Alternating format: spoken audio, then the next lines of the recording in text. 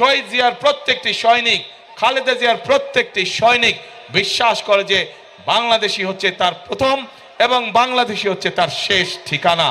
ইনশাআল্লাহ অতীতে যেমন বিএনপি সকল সময় আপনাদের পাশে ছিল, এলাকার উন্নয়নের জন্য কাজ করেছে, মানুষের দুঃখ ঘুচানোর জন্য কাজ করছে, ইনশাআল্লাহ ভবিষ্যতেও আমরা একইভাবে আপনাদের পাশে থাকব, একইভাবে এলাকার উন্নয়নের কাজ করব, একইভাবে আমরা এলাকার মানুষের দুঃখ ঘোচানোর কাজ করব। প্রিয় ভাই বোনেরা, আজ এটি নির্বাচনী জনসভা।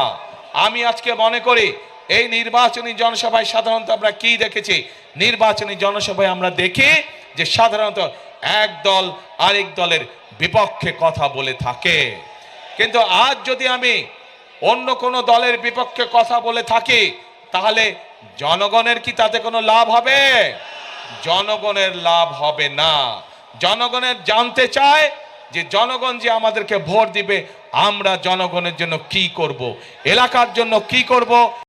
ভবিষ্যৎ হোক নিরাপদ, বিনিয়োগ হোক বিশ্বস্ত, আর আমার পছন্দ সল্ট বে। ওয়েলকাম টু সল্ট বে।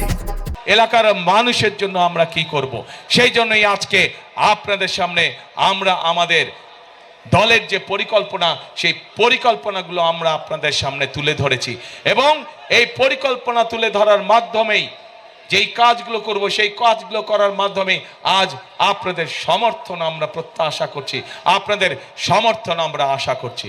প্রিয় ভাই বোনেরা, এই দেশটি বাংলাদেশটি হচ্ছে 20 কোটি মানুষের দেশ। আমরা সকল সময় একটি কথা বিশ্বাস করি, দেশনেত্রী বেগম খালেদা জিয়া এত নির্যাতনের পরেও উনি একটি কথাই বলতেন যে এই দেশই হচ্ছে তার প্রথম এবং তার শেষ ঠিকানা।